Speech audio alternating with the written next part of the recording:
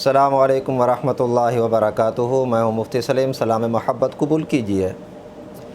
آپ حضرات کو معلوم ہے کہ مہنگائی کی کیا صورتحال ہے۔ مزدور پیشہ اور ملازمت پیشہ شخص اپنی گھر کی ضروریات پوری کرے یا بجلی کا بل ادا کرے یا اپنے بچوں کی ضروریات پوری کرے، لامحالہ وہ نہیں کر سکتا۔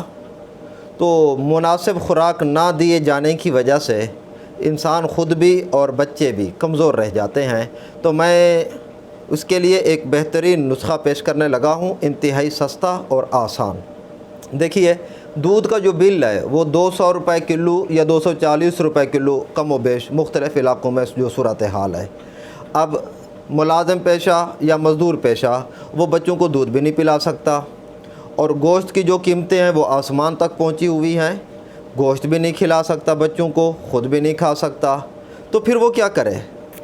تو اس کے لیے یہ ہے کہ تل ایک چیز ہے جو ہمارے ہاں پاکستان میں عام تام پیدا ہوتی ہے اور انتہائی سستی، 200 روپے 300 روپے 400 روپے مختلف علاقوں میں مختلف اس کے ریٹ ہیں، کلو ہے۔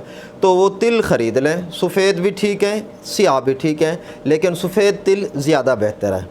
سفید تل ایک ایسی چیز ہے کہ یہ دودھ کی کمی بھی پوری کرتا ہے اور گوشت کی کمی بھی پوری کرتا ہے۔ اس میں پروٹین بھی خوب ہے اور کیلشیم بھی ٹھیک بہترین ہے اور فائبر بھی لاجواب ہے۔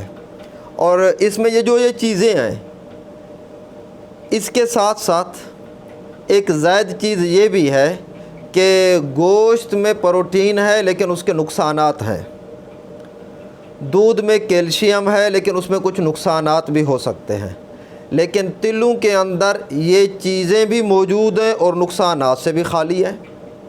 لہذا جو لوگ غربت کی وجہ سے بچوں کو دودھ نہیں پلا سکتے، غربت کی وجہ سے بچوں کو گوشت نہیں کھلا سکتے، نہ مٹن کھلا سکتے ہیں، نہ بیف کھلا سکتے ہیں اور خود بھی نہیں کھا سکتے، تو ان کے لیے یہ بہترین چیز ہے کہ وہ سفید تل لے کر رکھ لیں گھر میں۔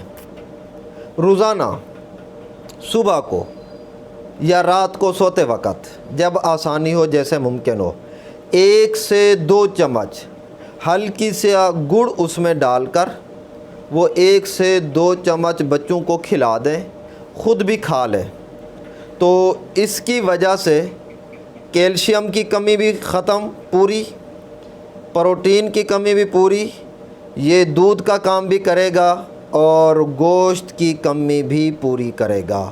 لہذا جو لوگ نہیں کھلا سکتے اپنے بچوں کو اور خود گوشت، بیف، مٹن اور اسی طرح اللہ آپ کا بھلا کرے دودھ کا وہ انتظام نہیں کر سکتے، تو تل تو عام تام ہے، یہ خرید کر رکھ لیں، اس کی گجک بنا لیں تب بھی ٹھیک، یا ویسے ہی رہنے دیں تب بھی ٹھیک، گڑ شامل کر لیں تب بھی ٹھیک، بغیر گڑ کے کھلا دیں تب بھی ٹھیک، جیسے مناسب ہو، جیسے آسان لگے۔